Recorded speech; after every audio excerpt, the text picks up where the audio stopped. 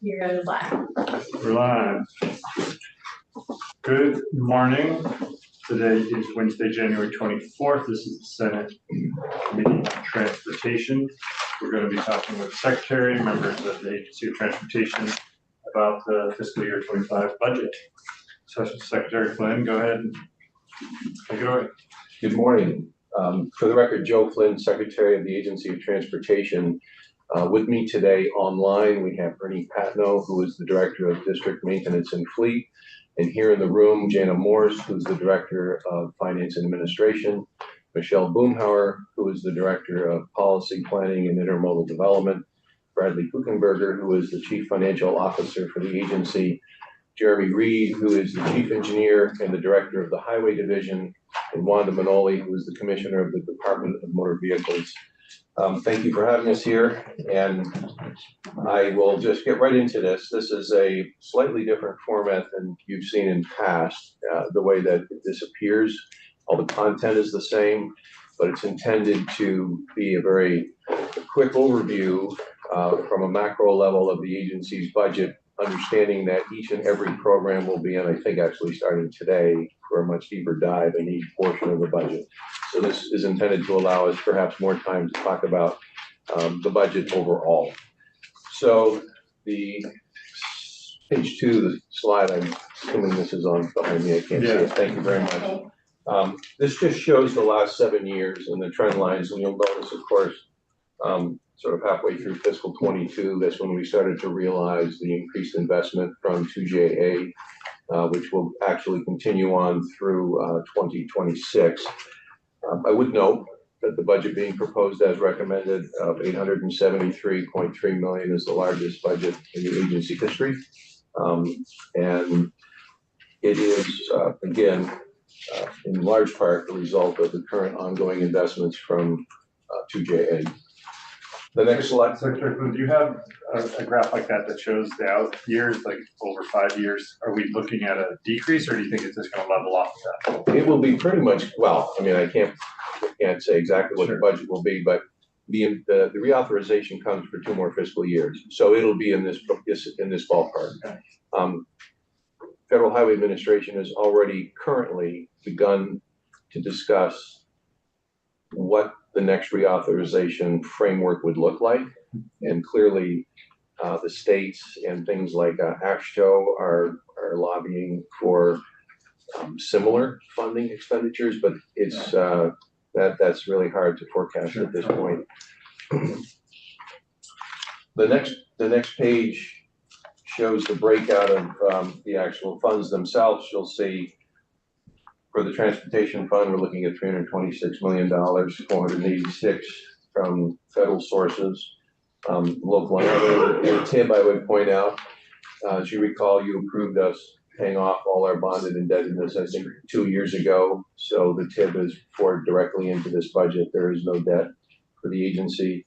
And then the central garage fund, and this does, the transportation fund too, I would note, does include the $25 million transfer that you voted in last time. So all told, $873.2 million. Are we going to talk about these individually, or just by questions you want? Any way you'd like to do it, sir. So the TIB fund, does that decrease, since it's just the pay-go, I would assume it would be kind of flat, or was there some other money that we, at 24 that we paid off? Based on the price, wholesale price, which generates less revenue. Just because of gas prices went down, that's what that 25% reduction is, just gas price?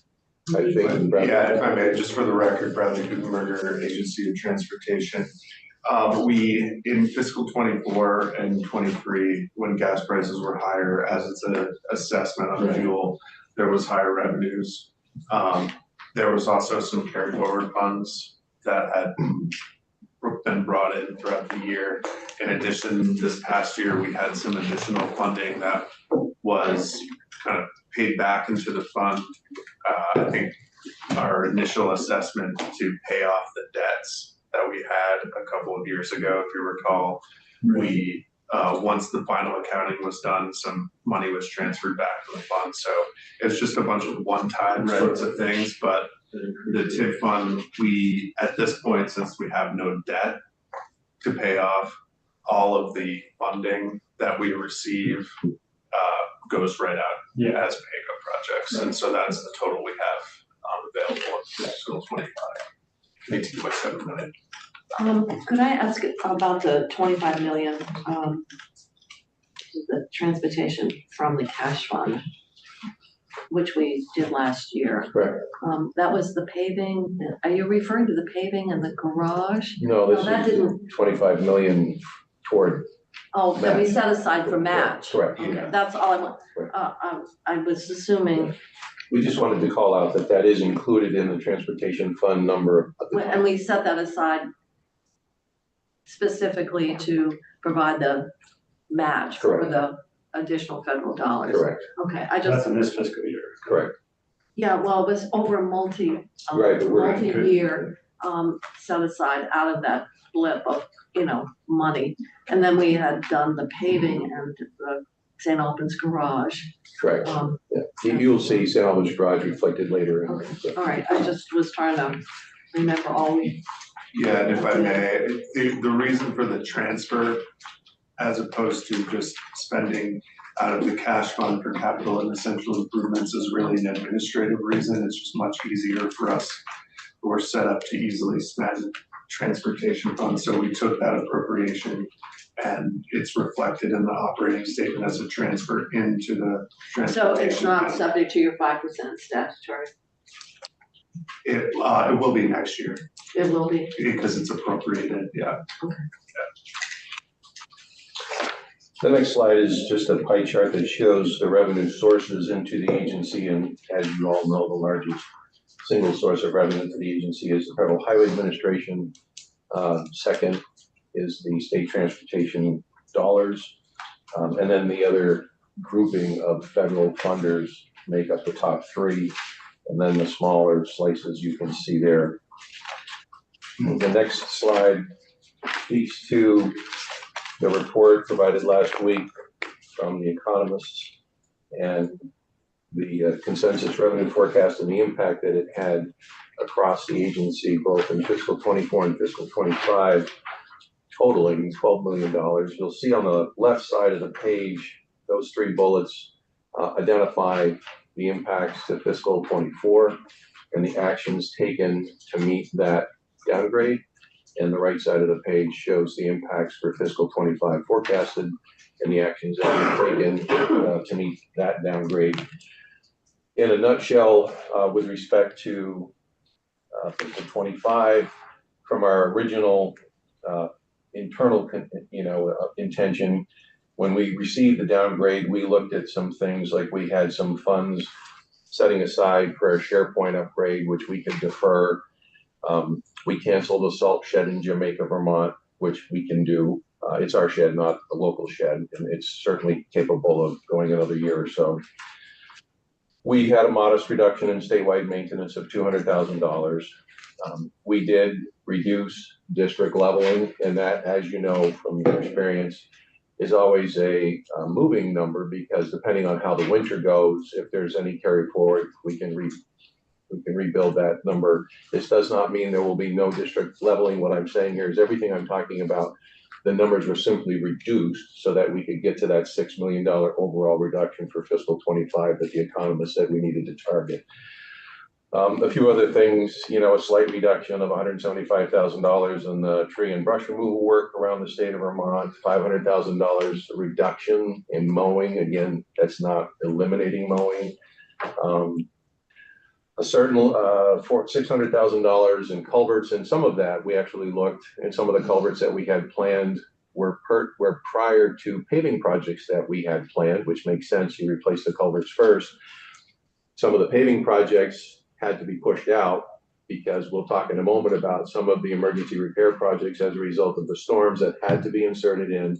So where we were able to push projects out organically, we were able to realize the savings on those culverts. So I simply want to say that there were no draconian cuts to the program. They were sensible, they were targeted, and we were able to achieve the overall reduction of $12 million that the economists indicate is going to come our way with respect to revenue. At 6.9, is there a list? There's not like in one place where there's a list of that, but that you just verbally gave us? Yeah, there is. I mean, we can share that. We'd be Sure. happy to. I mean, I'm looking at it and happy to share it with you. Okay. Yeah, absolutely. Could I ask, you're using, obviously, the 5.1 matches. The accounts based on what we were given was a downgrade of 6.4, and you've got 6.9. There was also a tip downgrade of 500,000, so I'm just adding it all together Okay, because that's, they're all, I assume you were, yeah, adding. it's all mixed in together, but in terms of our budgeting purposes, so we just presented it in Okay. that fashion, but yeah, it's 500,000 of that 12 million is tip. The next slide is the pie on where the money is spent. And again, this is very similar. It's just the actual amounts change year to year. The single largest expenditure of the agency is state paving. The second largest is the state interstate bridge program, followed by roadway safety, followed by maintenance, which would be district maintenance and fleet. And then I would note that the fifth largest is the town program, and we will get to that at the end of the presentation. And then the various programs in here, taking nothing away from any of them, DMV at 47.2 million. And you'll see all that laid out in further testimony. So could I go back to your first slide? Sure. The transfer to central garage, which you're doing Correct. 2 years, so that would be a total notwithstanding of 3 million. Correct. Well, I'll ask this question because the chair would probably, he's gonna ask it. That means that you're having to defer fleet replacement, exactly. No, Could you help us understand what is No. the impact of that notwithstanding the transfer? Yeah, thank you very much. It's a great question and opportunity to dispel concerns. Right now, the central garage fund has a positive balance. And so we are not deferring anything as far as equipment. We're simply riding the balance we have now and forecasting that we won't add to that balance. We won't pay into that balance for the remainder of fiscal 23 and in fiscal 25. But we have a surplus in that fund now. So nothing in our program anticipates not reordering trucks or having any negative impact on the current schedule of replacement equipment. I know that that's been an ongoing Sure. concern of the chair, because years ago, that used to be the Right. place people went for money, and then the trucks were, older and Right. less. I mean, we talked about everything when we got the revenue downgrade. We talked about absolutely everything, but this was a better way we felt to do that, because to your point, Senator Kitchell, it's hard to catch up, especially with the bigger trucks. So we did not have to do that. What effect has the gas tax entered into the picture with more electric vehicles and hybrids? Is the gas tax down revenue? Yes, Senator Mazza, we are, I believe the modeling shows about 1.2 million currently, and that is on 12,000 vehicles. About 5,500 are full battery electric, and about 6,000 or so. Those numbers may be different, but that's a combination of plug-in hybrid vehicles and full battery electric vehicles. Okay, so they are having an impact, small, but it's going to grow larger, I'm sure, at the time. Yeah. Correct. Okay, thank you. Senator Eagles? Is the downgrade of 5.6 million, that's projected for all of this year? It's not just what we've experienced already from lost revenues. That is the downgrade that's projected for the whole year. For 25, then they'll revisit that in July, I think. Right, This year. yeah. Yep. Yeah, it is the entire year, not just to date. So that would bring us to slide 7. This is program development. Primarily the highway division talks about, just again, this is a macro level, but a look at the projects. I would note that first sub-bullet, flood recovery, I mentioned, Senator Pershing, to your questions. There are 65 new projects that have been a result of the flooding of this past summer. Those will be spread across 2 years, this fiscal 25 and fiscal 26. And of course, as a result of that, some of the projects that were in the prior capital books need to be pushed out. Nothing's being canceled, but there simply is only so much capacity. There's only so many months of the year that certain types of work can happen. There's an infinite, a pool of industry partners that we work with. So in these recovery projects have a short window of must do with respect to the funding sources. So it's caused a lot of reshuffling, if you will, and you'll notice some of that if you were to compare prior white books. And but nothing has been eliminated. I want to make that point. The flood recovery projects, 32 of those will be across 9 different counties.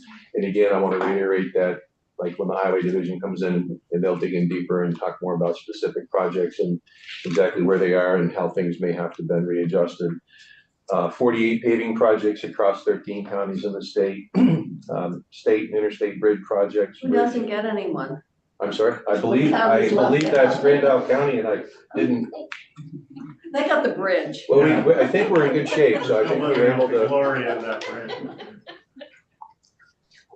I think we kept that up to snuff so we could overlook that one this year. Again, 74 bridge construction projects across 12 counties and various sidewalk and ped type projects, 22 actually across 9 counties, bike paths and various bike and ped accommodations. So there'll be much more on that, and just wanted to give you a highlight of that. And then you see across the chart on the left looks at each one of the programs and how the funding breakout within the highway division applies to each one of those programs. And when you see downs, for example, under park and ride, that, as you recall, that simply means projects are concluded or winding down, and there aren't ones in the queue immediately of sufficient or equal size. It is not a reflection on policy changes. It's just a reflection on what's ready to build in the fiscal year that we're talking about and what might have concluded in a prior fiscal year. Is Williston complete? It is, yes. Does that make a difference relative to the Richmond? Michelle is a frequent user, and she'd probably make a great. The Williston or the Hind? So Michelle Boomhauer, Director of Policy for the record. I would say that the pandemic impact has yet to be fully recovered in terms of park and ride utilization. I think there are probably still a lot more folks telecommuting on a more frequent basis. Well, we heard that from the public transit folks. Yeah, and so transit ridership is down, as well as carpooling ridership and that sort of thing, where we might have seen like overflows that we were getting for many years in Richmond. The Williston Park and Ride, I have used it a few times for commuting here. There's 2 link buses that stop there, one at like 7:05 in the morning to get here at 7:45, and then another one that's much later, like at 8 o'clock to get here at 8:30 or 8:45. So versus in Richmond, you have still like about every 15 to 20 minutes through the bulk of the commute period from 7:15 in the morning till 8:30. So I think it'll be a little while in terms of reconciling the transit demand with the park and rides. And I think if there were overcapacity issues again, which I don't think it'll take too long to get back to that point. Because we're still, I would say Richmond is probably about 80% full most of the time when I'm going by there. So when Williston less so. Williston less so, definitely. Williston is, I would say, 15. I mean, I haven't been there enough to say for sure, but 15 to 25%. I would, there's a lot of capacity in Williston still. So yeah, we'll see how it goes. So the next slide is district maintenance and fleet. This just shows a breakout, comparative budgets in the box on the left, and then the actual line items on the right. Again, there'll be testimony from district maintenance and fleet. And the lack of a central garage. There's still one, but not, did that change the budget or that's all gonna be? It really didn't change the budget because we're talking the functions of central garage as much as not the physical walls. But it will affect the budget in Right. future years when we come to resolve what's next, certainly. So, Yeah, this is sort of a bridge to where, I think, is the Right. big right. big issue here. Policy planning and intermodal development, obviously you're very familiar with that division, primarily, obviously policy and planning, but rail and aviation. On the rail side, you're looking, at 60 projects across 28 towns and 11 counties, including the continuation of the upgrade between Rutland and Bennington and west into Hoosick, New York, which would get that line and the bridges, I should say, get the bridges on that line to the 286,000 pound national standard. It also includes FEMA projects from, again, this past summer's storms. Aviation, 30 projects across 8 towns and 8 counties, and obviously work continues at Highgate. There'll be a 1,000 foot extension to the Highgate Airport, 1,000 by 75 actually, to what's there now, which is 3,000 by 75. Work is underway to bring a project to Springfield to rehabilitate that airport. Also, runway work in Rutland, apron work in Bennington, and there'll be other, obviously, deeper dives into the aviation projects. Well, I'm looking at the line and with a 60, almost a 70% reduction, environmental policy and sustainability. Can you explain that dramatic change? That we move people from one program, from one division to another. Okay, So I figured it the had to be downs here are something. reflected in the highway division, I believe it is. So environmental policy and sustainability got moved from Michelle's shop to, No, Michelle, or I'll Yeah, let Bradley well, talk about the numbers. If I may, so in fiscal '24, we broke out the more like carbon reduction program, the NEVI electric vehicle programs, things of that nature into its own area. Because for many years, we had been appropriating one-time appropriations for those activities. And since it was a one-time appropriation occurring over multiple years, we decided why don't we make it its own appropriation, which is the environmental policy and sustainability appropriation. And in fiscal '24, during that consolidation, we took all of the outstanding remaining one-time appropriations and rolled them all together. And so those span back to like fiscal '20 in some cases. And so it inflated their number. What you see in fiscal '25, the 8.5 million, is more of the realistic ongoing operating costs of that program. And then portions, they help coordinate projects and plans for environmental policy and sustainability that are then incorporated into other program areas like the bike ped program, the public transit program, et cetera.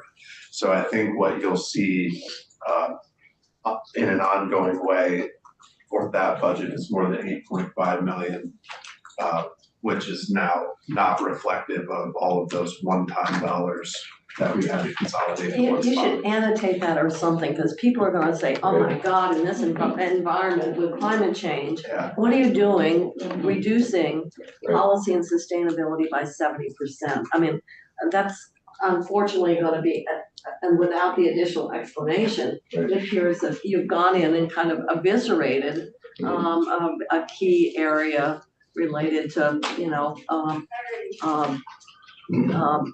climate and, I don't know, impacts of climate change, et cetera. So that's my only comment about that slide is, yeah, I realize what you're doing is, from a fiscal perspective, you're sort of making a technical change, but it would appear that you've gone in and really gutted the funding for that particular area, functional area. Yeah, clean that up. we'll make that change. And realize it's probably still in a sensitive subject or not able to be spoken about much, but can we assume that the plans that have been working towards the Linneville Airport are still ongoing? They are. They're still ongoing, and hopefully before very long, we'll have A decision. something we can talk more about. Correct. And so just to confirm, all the rail projects will be done at the end of fiscal year 25, that as far as the build projects on the Rutland to New York line. That is the plan, sir, yes. The next slide is public transit. You'll see Michelle mentioned a moment ago, and Senator Kitchell, I think you did as well, the COVID recovery continues, but at least the numbers are moving in a positive direction with respect to ridership. Microtransit pilots continue. There have been further awards for more e-buses. Currently, we have a total of funds awarded and in place for 44 vehicles. 8 are currently on the road at this time, 7 are to be delivered. The rest are back ordered, but they're strategically back ordered to come at certain points in time. And then much of the focus this year is also on facility upgrades, especially as these e-buses come in. The facilities need to be able to recharge them. There needs to be a degree of, in some places, I'm told, improved fire suppression systems because of the way they're propelled. So much of the budget, not proportionate, but there are budget dollars this year that are aimed at facility upgrades and infrastructure upgrades to be able to support the growth in the e-bus effort that we have been committed to over the last several budgets and continue to be in this one. On our e-buses, I was reading an article this morning that one community in North Carolina had 5 e-buses out of a fleet of 44, and 3 of them were inoperable because they were from the company that had filed bankruptcy. Are all of our e-buses with the companies that we can have parts and service, and we're not experiencing those types of problems? We have not had that experience. I don't know the name of the company you're referring to right at the moment, but I would say that we have been watching the trends in the industry, and clearly as a nascent industry, there are some parties that are going to fall out, and we have really been focused on working with folks that have a strong base and are going to be continuing to operate. So that's where our investments have principally gone. Do you know if we have any of the, I think there's 1 or 2 companies in Quebec? Yes, we've been working with a Quebec company that is also, I believe, has facilities in New York State, maybe. I know they're branching into the US. No, it's regional. I believe Lion, Lion, right? yeah. Well, they also make school buses. Yeah, And regular. I've seen them in Vermont as well. Next slide is finance and administration. There's a lot of text over on the right-hand side, and when Jana's team comes in, they'll bore more deeply in there. But I think a couple of the highlights, this covers everything from audit to contract administration, and I'm going to forget some. So Jana, please come step up. Civil rights, safety, emergency management, facilities, the things that shadow across the entire agency, and then the things you'd obviously assume, budget office and whatnot. Of a particular note, we have a program, the entry-level driver training program. I'd just like to point out, this is basically obtaining CDLs, and we fund a degree of CDL training, not only for our own employees, but in the last fiscal year, 23 municipal employees. And this is an expensive undertaking either for an individual to attempt to get a CDL on their own, or for certainly their employer, if it's a town, to get them a CDL in order to take a job. So we also obviously want to train people to stay with us and work for us, but that is another way we're investing in towns. And it's a program that, unless you highlight it, talk about it a moment, I think it gets overlooked, but it's a very important program. Wouldn't that be at no cost to towns? Is that a service that? Yeah, we pay, yeah. So this $8,000 per. 23 people from towns were able to get their CDLs, and No towns. cost to the town. Correct. Normally it would be 8,000, or your cost is 8,000. I think that's the average market price. Our cost. Yeah, our cost. Sorry, Jana Morris. And in here too, you'll see transportation buildings. As you know, we a plethora of buildings. I think it's in the 80s across the state of Vermont. We maintain most of them. Of course, we work with BGS. We have some that are leased, like Berry City Place, for example. But we maintain most of our buildings, and so the facilities transportation buildings budget is on generally the ongoing maintenance of those buildings. If we have to replace, heating systems, or we have to replace generators.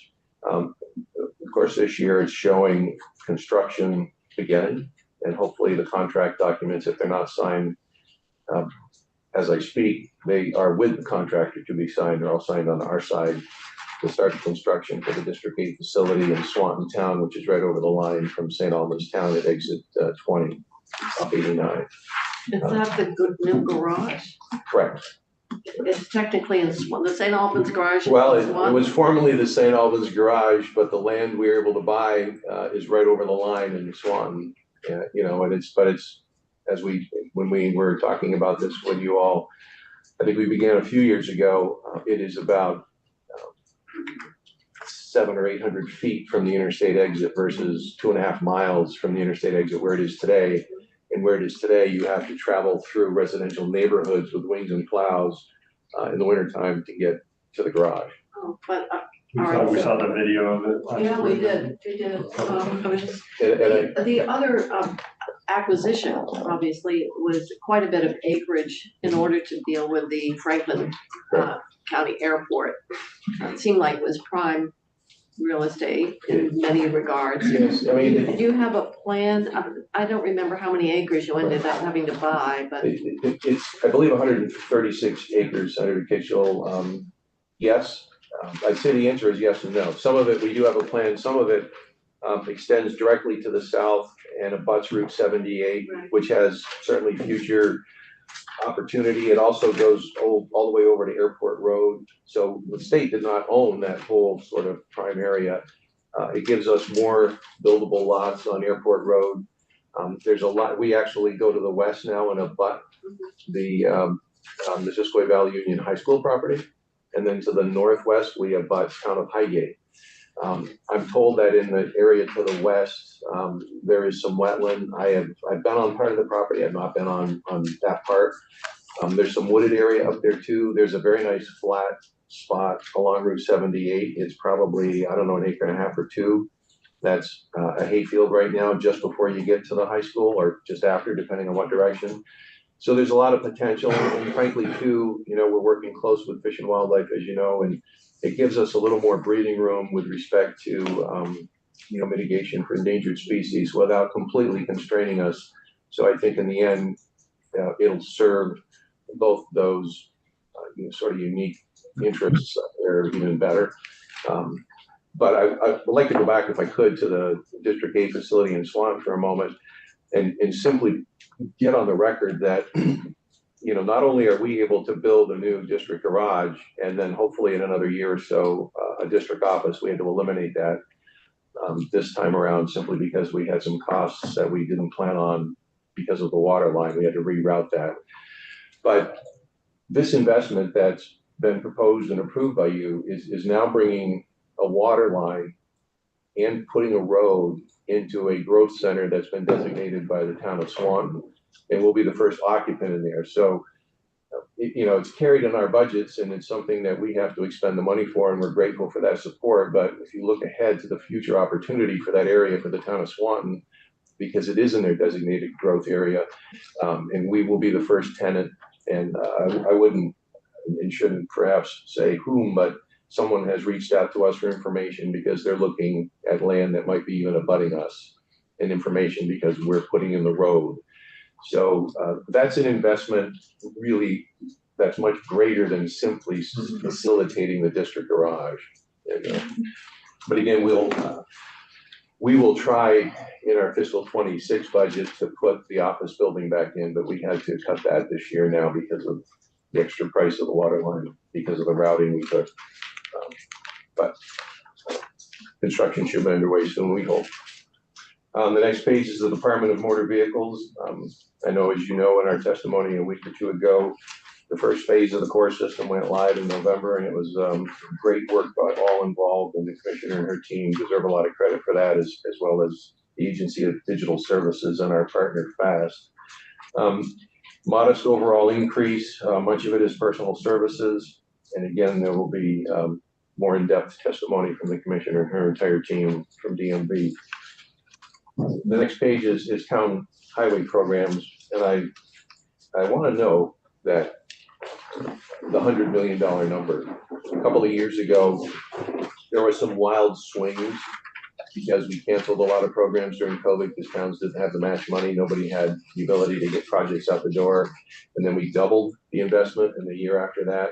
But this is organically, I believe, the highest investment the agency has ever made in towns across $100 million. And if you take a look at our budget, that's within $8 million, I think, of the entire maintenance budget for the Agency of Transportation. It's 2.5 times the size of the DMV budget. So, I realize we all live in small towns, and I realize the pressures, and especially today, of course, with what many towns are facing with FEMA match possibilities. But it's important that we acknowledge our devotion, if you will, to funding these town programs, and not just look, and we did not look at town programs when we got the rescission. I mean, quite frankly, because it wasn't the right thing to do, and you could have always changed that, but we didn't want to even tee that up as a possibility. We kept that carved out, and our original cut of this budget, I believe, had town programs at about $95.5 million, and we talked amongst ourselves, and we said, how do we get that number to 100 million? And not just to achieve a talking point, but it really is sort of reflective of the awareness of really the difficulty that towns have across the landscape. So this is separate from the FEMA match that will go into, that they would have for the public declaration. Correct. This is just our total town program. So this is basically setting the base for the future. Well, it certainly will be a base that will be judged on for the future if we were to go below it, much like when we came in, we set a bright line of $100 million for paving, and we said we never want to go below that. It might fluctuate as it did this year, but going below that number, sort of like the discussion we had about the fleet, if you go below 100 million in paving, you're really putting yourself behind the 8 ball, ever trying to catch up. So I can't sit here today and guarantee you that'll be the number next year, because can't, first of all, and it would be unwise, but clearly that'll be the barometer that it'll be compared to, I'm sure, going forward. One would, some of those very large expenditures that are getting, we've set aside a match for, and under IIJA, those are investments that, 40, 50 a year. Correct. So once we get those through, maybe means that we're back to a sustainable base, because those were pretty expensive. I don't know how many more you have in the pipeline. It would be like the interstate bridges, but right. Those are the one in Brattleboro. The one over, was it the Black River or the Williams? The I-91 Yeah. bridges. Yeah. That was the Williams River in West Brattleboro, I believe. Right, but then there's one up near Springfield, wasn't there? The west. There are bridges being done on There was 90, the one in Heartland or Hartford, and we have more in the queue.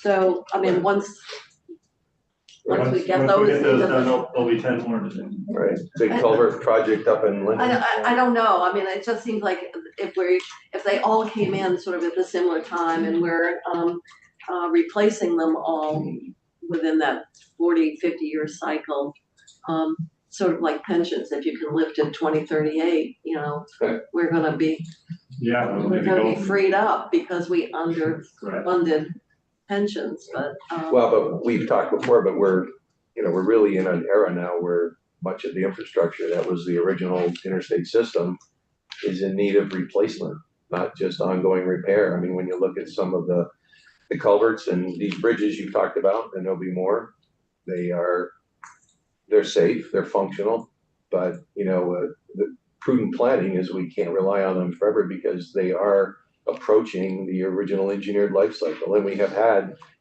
as you know, like Richmond, we've had some failures with some of our drainage systems. Right. So we have to program these projects, and they're not cheap because Many of these, in the case of these culverts, they're deep, very deep, and the cost of excavation alone is probably the greatest share of the project.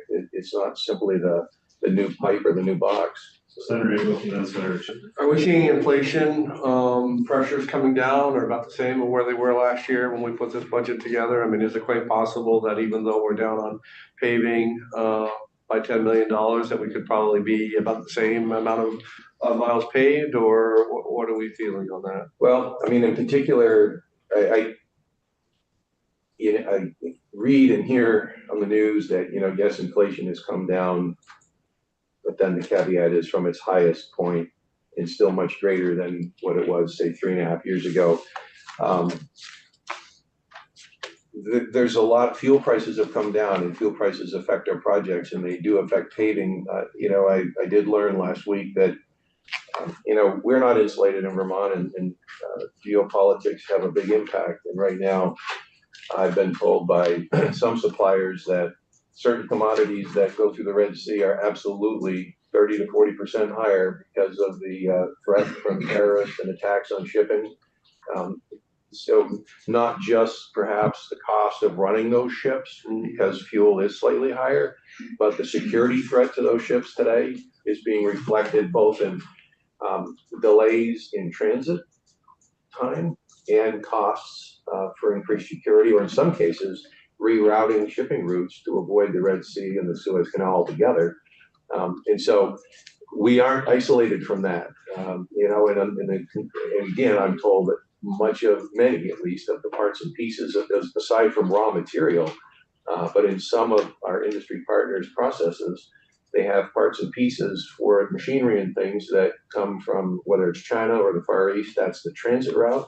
And so those items are spiking. So it's a very dynamic question, frankly. It's fair to say inflation is impacting the upside of 2JA, but I think we have to look at this, though, with the glass being half full, because but for 2JA, inflation would have had a much more draconian impact, which has not been the case on this program. And that's not to say that 2JA has simply just been all eaten up by inflation. I'm not saying that either. But, we see it in everyday life, so it certainly impacts everything we do. So this is a topic that wasn't necessarily in your presentation, but it is at your level as the secretary. Looking at the anemic transportation fund and the shortfall that you're covering, the gap, there is an opportunity for everybody's favorite topic of collecting additional revenues that was brought to my attention with this letter that you were CC'd on from the auditor from May 31st, 2022, regarding a statute that's been in place since 2007 regarding broadband and wireless telecommunication providers using state-owned right-of-ways. And currently our statute states that the Agency of Transportation shall assess, collect, and deposit into the transportation fund a reasonable charge or payment with respect to leases for access to the state-owned right-of-ways. My questions to you is, as you were looking at shoring up this budget shortfall, are we assessing a fee for those? And if not, what reasons would we not consider doing so? And just additionally, S181 and Senate Finance is currently looking at this as an opportunity to fund a community media broadband fund as a bill introduced by Senator Baruth in S181. So could you offer any general thoughts about the opportunity to collect fees for Or use of our right of ways? different ways you want us. For full attachment fees. Right, no, there's a lot to unpack there, certainly, and I do remember that the auditor's letter. Have we looked at it? Yeah, absolutely. When I first started, there was a thing called a FOT at the agency, the Fiber Optic Task Team, and it was people within the agency that were examining just that. And then I won't say it didn't disband, but my opinion and my view was this wasn't just the property of the Agency of Transportation because it's our right of way. It really is the property of the state of Vermont as an enterprise, and all the other aspects of what happens in the right of way impact the enterprise. If you flash forward today with the CUDs and the build out for broadband and employing all the ARPA money and employing 2JA money, You take a look at the initiatives that Green Mountain Power wants to do today with, getting all their utilities underground. We didn't think it was a great time at this point, at least, to go after utility companies and increase their costs and think that that would not be reflected in the bills that Vermonters pay. And frankly, I think the short answer, it's a topic I think that requires a whole lot more conversation, but the short answer is, this is just my opinion and my view. It's not directed at your question, Senator, or at the auditor's accuracy of his statement. But to simply look at this in the short term as a possible way to make money without understanding, first of all, the impacts to building out all the stuff that everybody's talking about putting into the right of way, including EV charging systems, which on the other hand, we have people telling us to build more. But if we're going to make it more expensive just so we can add money to one fund but cost money over here, there's a whole lot of questions that need to be asked. So therefore, we have not been charging people like that. And I think that, again, it's accurate that was pointed out. I am not saying it's not. And it's a question, I think, that really perhaps requires some ongoing discussion. But you know as well as I, everywhere you raise a fee for something, it's going to be reflected in what that Vermonter pays for that service. So in the end, yes, perhaps the transportation fund perhaps could realize revenue. However, we talked, and Senator Mazza asked earlier this morning, what's the loss right now for hybrid and EV vehicles? So if we disincentivize putting EV charging along Vermont state roads because we make it more expensive for those that are going to build it simply so we can push some money into the T fund, that's perhaps going to be counterintuitive to the revenue loss from EV vehicles because we're building less EV charging stations in the right of way because it costs more money. So that's my point about it. It's not a simple answer, and I think it's a very dynamic question. We have not. Quick follow-up comment just to this group is if S181 moves forward, know that would be redirecting away from the transportation fund towards the community broadband. So just, I don't know how much transportation cares about this opportunity in current statute to collect fees for the use of our right-of-ways along our roads. For all uses or just only for broadband use? Is that what S181? For broadband and wireless providers. Yeah. So not part of that. CUDs to raise like $6 million a year. This committee might want to consider it more before S181 moves further, if it does. You'll keep us informed. I guess what you have is competing ideas about where the revenues, and I know the public access people have been asking for a funding stream.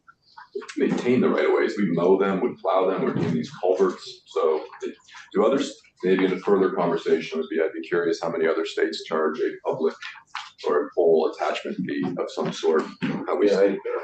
But that's different if it's a pole attachment as opposed to right. Well, the poles in the right of way. Using the poles in our right of I ways. know, I understand that, That's but the argument the auditors. Well, that was one of the things our interpretation was that it's everything in the right of way, and a utility is a utility is a utility. So it would be poles, and it would be Comcast, and it would be your power company, as well as your fiber company, and anything else that's in the right of way, to include all the new initiatives. and the CUDs are actually, we've created them as almost utilities, so Right. we'd be almost taxing ourselves. Well, The local entities, so, I mean, it gets pretty circular. Tax them to It get the does money to get that get money back. Right. And that's really one of that came up, I think it was 2 years ago too, and we did think that it would just be counterintuitive, right? We're trying to fix that last mile. We're trying to connect more Vermonters so that whether more people move here because they can work remotely, or the people who live here can remote for more services that they need. Yet we make it more expensive for them to get that because we all of a sudden now decide we're going to bill for You use of already right of way. do have property taxes on poles and wires, because there've been a number of appeals around the assessment, Is that on private land versus what's in our public right of ways? I Either don't, way, I think better it's or- either way. But yeah, we could talk more about it. I think it's a good issue. Anything else for the secretary? That was your presentation, right? That was at least the conclusion of the slides, but certainly you have You have everyone here in the room and online. Well, I know we'll see them all again.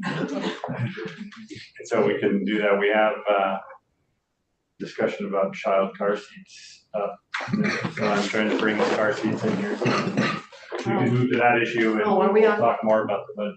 For sure. Thank you, Secretary. Thank you very much. Thank you. all. So if you mind go telling the lieutenant that we maybe wait till some folks, I assume you guys aren't all staying for the car seats. We'll make room there.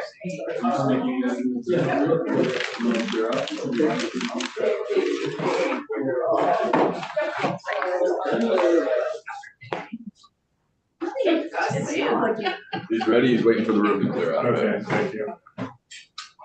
That wasn't a leading question, I just wanted to. No, you're right. It's a fact. We have not done it. It's Seattle, and it does, somebody could interpret why not.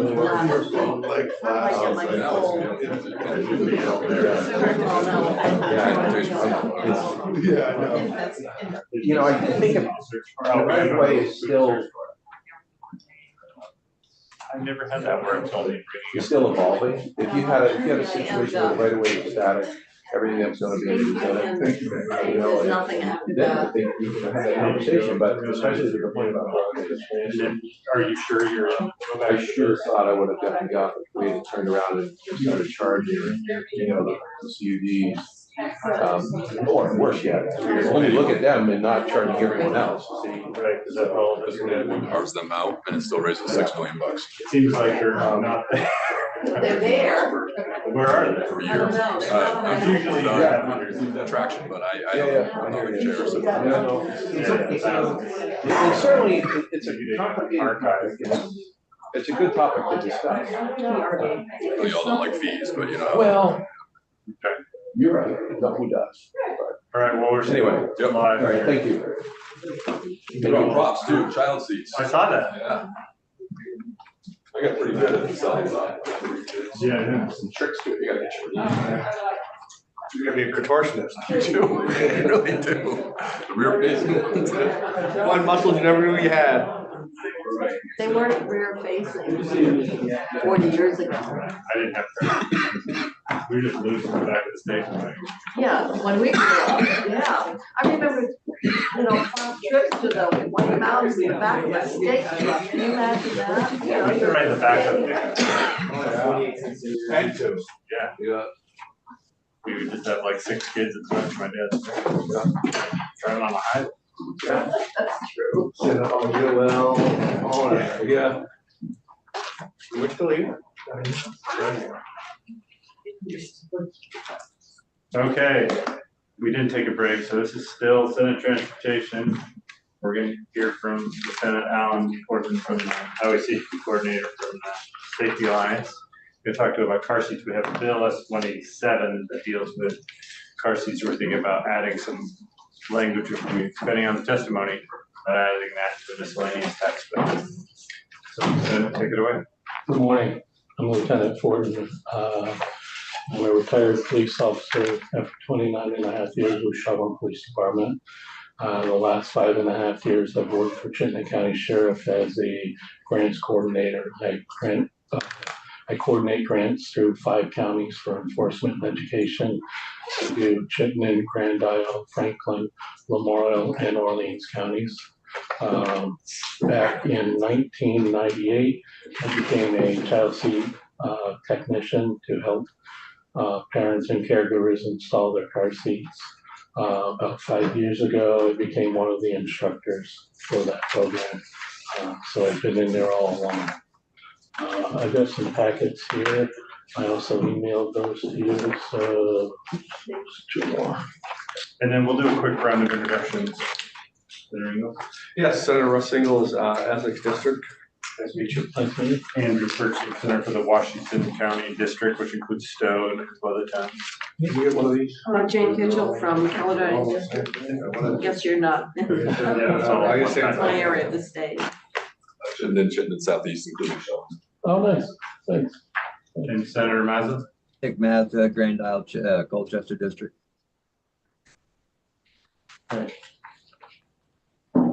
So some of the concerns that when the bill came up was the 2 years old and the language in there about making sure that the child meets the height and weight requirements. Now the height and weight requirements are from the American Academy of Pediatrics, which in the packet, you'll see, I took one of my sheets out of our instructions. We do teach that to our technicians, but I don't think it's a very good phrase to put in the law because all car seats are different. There's over 300 manufacturers of different car seats out there, and each of them have different weights and heights according. So if you say that you want a 2-year-old, which I'm all for, because the Academy of Pediatrics says 2 to 3 years old, so I'm okay with that. But the problem is this is our state seat right here that we give out to low-income Vermonters. And this seat only goes up to 22 pounds. So my concern is if you put that language in there, someone's gonna read that saying, if they meet that 22 pounds with their child here, now they can go forward facing. And you'd rather it be. I'd rather see them see, this is our state seat for infants only. This is considered a convertible seat, so it goes rear facing and forward facing. So the child can transition from this one at 22 pounds to this seat to 40 pounds. You'd rather it be. And I'd rather see you put in the law saying 2 years of age or 40 pounds. And my concern is in the packet I gave you, one of my fellow instructors, and she's also a child specialist, so she takes contracts with parents to help them with children. She just emailed me last week that she had a new contract, and the baby she was taking care of was, one second to find that. I think it said it was 12 weeks at 18 pounds. So my concern is if you just stick with the 2 years old, that poor child is not going to be able to meet their parents are going to be against the law if they have to move that child. Because if you look at the product list that I just gave you for rear facing seats, okay, it lists in there the weights that you can keep for the rear facing seats. Now this one's 22 pounds, but most of the seats out there go up to 35 pounds. Some of them go a little higher. But again, if you look at the prices, when they go higher on weight, usually they go higher on price. So my suggestion would be go to the 2 years old or 40 pounds for an infant. Because that would meet most of the seats. And that's for the criteria of when you switch from rear to face forward facing. Because if you look at the other product list, and both these product lists are endorsed by the American Pediatrics and HealthyChildren.org. So if you look at the one that says product for convertible seats, you can see one column says rear facing seats on the weight limits, and the other one says forward facing on the weight limits.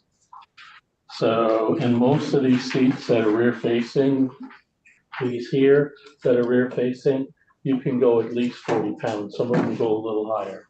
So like I said, we teach our new techs that absolutely, tell the parents or caregivers to keep them in that seat up to the maximum height or weight, whatever they hit the first. But to me, it's not a good thing to put in the law because there's so many seats that differ. And I just don't want to see a concern of, them meeting this one and not going to the next rear facing. So, and an example of that is one of the coordinators for CPS and myself were doing a seed event down in Bennington, helping the techs down there. And we had a lady come in and she was absolutely, had to meet only state law. So she wanted her 1-year-old and 20-pound child turned around.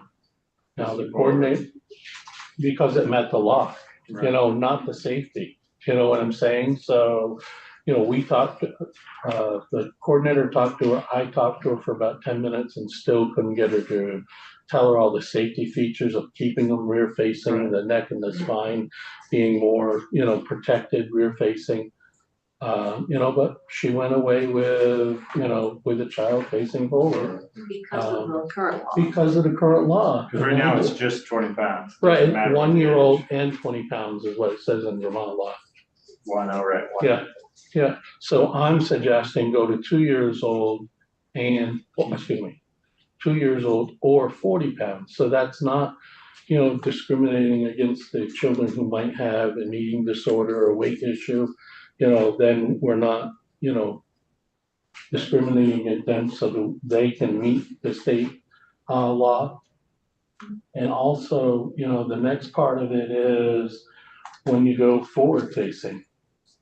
Right now, I think you've got it in there at 5 years old in the same stipulation of the child weighing, the child reaching the weight and height limit of the forward facing seat. My suggestion would be I love the 5 years old, absolutely. But I would also, again, put in there 5 years old or 65 pounds or 49 inches. Because you're still, if you do that, you're catching all the children, because obviously children are all different sizes. And if you went just 5 years old, again, if you look at this chart on here of the convertible seats going forward, most of them go up to 65 pounds total weight. So if you have a child that has a disorder and goes over that 65 pounds and not 5 years old yet, again, now they're going to be, their parents are going to be against, Vermont law. And it's, to me, we need to, when we're addressing laws, we need to address all the issues and all the children out there, no matter what. How do you enforce the weight that someone has to weigh the child, or how do you enforce it? That's pretty tough on the enforcement officer, isn't it? Or Absolutely, Dick. Absolutely. No issues at all. I totally hear you. But the concern is if you went with needing the child reach the height and weight of a limit of a rear facing seat, and you tell me without pulling that seat out of that car what the limits are on that seat, because there's so many seats. And because I'm familiar with where to look, because I'm a child technician and instructor, I wouldn't know where to look, but a common officer would not be able to very easily look at that seat and see how far that goes to. So you're right. Totally understandable, but to me, it's not an enforceable issue. To me, it's a safety issue, Right. And I can tell you over the last year, I've issued several tickets for child restraint systems. But the issue on issuing those, I give them the option. We just had one, excessive speed on the interstate. A little girl was in the car with them, 45 pounds, had no seatbelt at all, had a seatbelt on, no booster seat or car seat. There was a booster seat in the vehicle, which blows my mind. Why at least put her in a booster seat? I had the officer stop them, give them the ticket, and I handed them my card and said, this ticket can be voided out. If you come see me, I'm going to give you a free seat that will take your child up to 65 pounds or 49 inches with this seat for free. And I'll get rid of the ticket for you. You know, just come in and see me because this child really needs. I hope they did.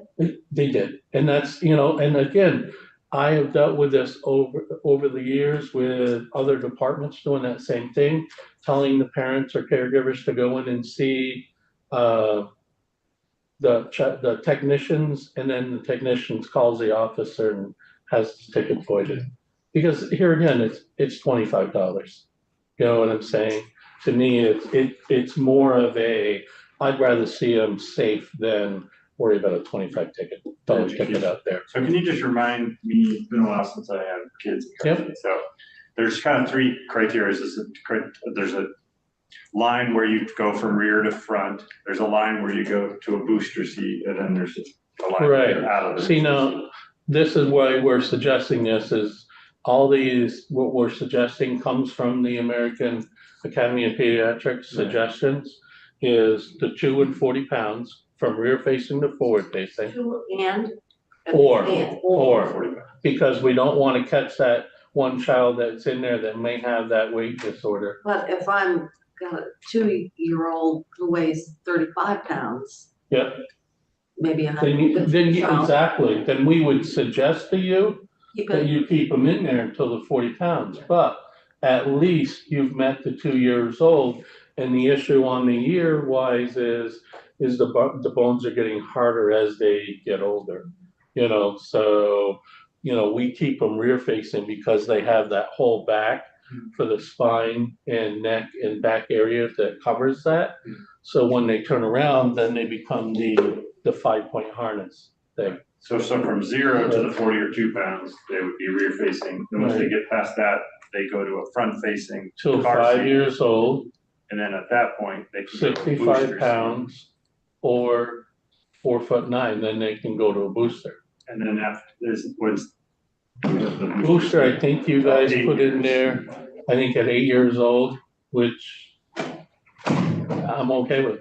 You know, I don't have that issue. Some kids don't meet that requirement. I spent 10 days at Champlain Valley Fair talking to parents about child seat stuff, and the most common question is when my child can go to a booster seat. I come out of the booster seat and go to the regular seat belts. And, you know, I'm explaining that, you know, that it needs to set all the way back in the seat, knees need to be bent, feet need to be touching the floor. And the reason for that is if the feet aren't touching the floor, sometimes in an accident, they submarine under the seat belt. So instead of down here on the hips, it becomes up here on the stomach area. So that's why we suggest, and I have to explain to the kiddos is each vehicle is going to be different. So mom and dad's vehicle might be different. You might be able to sit in mom's vehicle, you know, with no issues, but in dad's vehicle or vice versa, you may not touch the floor. So you may have to wait a little longer. Could I ask a question? With the presentation of the bill, I thought they were using language to align with standards that were issued by some agency. And so what I'm kind of trying to align is what the bill is, which we thought was bringing us up to date with the most current evidence around safety. And that seems to be slightly different than your testimony. Well, we drafted, I helped draft the health department's bill myself, the coordinator for the CPS program with the health department, and Maureen Johnson from UVM. All three of us are instructors with the CPS program. But that's not what we got in the bill then. No, they changed it a little after we drafted it. Who is the they? They're probably legal department, which are looking at more of the American Academy of Pediatricians suggestions. But again, if you put, which we, as you can see in that one form, you know, we do teach that in the CPS program. But if you put it in a law, it's unenforceable. Or you get underneath the seats that go away. Okay, Department of Health. Yeah, hi, I'm Brendan Atwood, Policy Director, Department of Health. So the lieutenant's correct. The original proposal did include both height and weight limits. When we conferred with the AAP, they specifically recommended it goes Who's the AAP? American Academy of Pediatrics. Oh, all right. So they specifically asked that those be taken out and instead we rely on the manufacturer specifications. I'll just say for the record, the department's comfortable with either approach. And I think Stephanie Winters is scheduled to appear here shortly, and she can probably provide more insights into the AAP's perspective. Okay, and Anthea, do you have any comment on that when drafting the language about where? I totally think you can do either approach in statute. The one thing I would point out is I think under S-187 as proposed, did you say that car seat taps out rear facing at 22 pounds? I think if the child was under 2 years of age, they would need to go to another car seat that was rear facing until they hit that 2-year mark. So I want to be clear that I don't think this language the Department of Health proposed for the bill would create the situation where a kid that was between 20 pounds and 2 years old could be forward facing and have it not violate the law. It would require a different rear facing car seat. But you know, if you're looking for bright lines, they are easier if you say under 2 years and 40 pounds, under 5 years, 65 pounds, 49 inches. I agree with you. I just didn't want to, I totally agree with you. I just wanted to bring that up though, because, you know, if it became, somebody put an and in there, then it would go under Yeah, well, that. that's what I was getting at. Right. Is it and or is it Or, or? yeah. So I, like I said, because, you know, the last 26 years I've been dealing with children, I've seen a lot of, you know, children that are very tall, children that have, you know, eating disorders and weigh a little too much, you know. But here again, that's why my proposal is go with the weights. Is that way we cover the broad but spectrum. you're going of with all the age children. or weight. Yes, because I would love to see, you know, the child max both of them out, but I also want to be able to adequately cover the children that do have some issues. Well, I So think, that argues for the or then. yeah, and I think we'll hear from Stephanie, and if Brendan has any other things when we reach to that, we can talk more about to see if there's what the best approach is. Absolutely. Thank you. Yeah, thanks for Appreciate you coming in, listening. yeah. Listening to my comments. Any other questions? Oh, yeah, the car seats, you're saying they got them for free. It's through the health department. Is that through some kind of federal grant or? I believe, and you can quote me if I'm wrong, some of the funds are from NHTSA because NHTSA appropriates upon Highway Safety Behavior Unit, issues the grant to the health department. There is some seats in there, but I give all the credit to the health department because they go out and purchase a ton more seats on their own. They probably can do it at a much. Yeah, I give all Very the. cost effective. You know, and all the concern is all the technicians in Vermont are trained under one national standard, you know, and we all are under the health How department's many umbrella. technicians do we have? Don't quote me, but I believe we have 186. Wow. How many seats a year are we giving out? I don't have that number. I can get you that number, but I don't have that. Yeah, It's about 1,000 a year, Wow, yeah, which is about 20% of the newborns in Vermont. yeah. that's pretty good. Great. And you Yeah. work with the hospitals? Yeah, hospitals, fire stations, there's a variety of institutions and organizations. that Yeah, we have works with. technicians from hospitals, fire departments, police departments, EMS, DCF now has a technician in every one of their offices. We also have daycares that have technicians. I believe all the hospitals now have technicians. That's one of the goals of the health department, which I'm sure they can tell you, is to have technicians, you know, in all those major places that we can make sure that, you know, the children are wearing safely in Vermont. So to summarize, you're supporting changes to the statute, but just as it was introduced, you'd like to have those little changes. Just like to have it a little tweak, absolutely. I think, yeah, the senators that brought this forward is amazing, you know, because we need to take the next step to keep our children safe, you know, and not have the issues that they can fall under with our current law. Okay, thanks for your work. Thank you, appreciate it. All right, well, we can adjourn for a break till we have all the folks from the Department of Health here and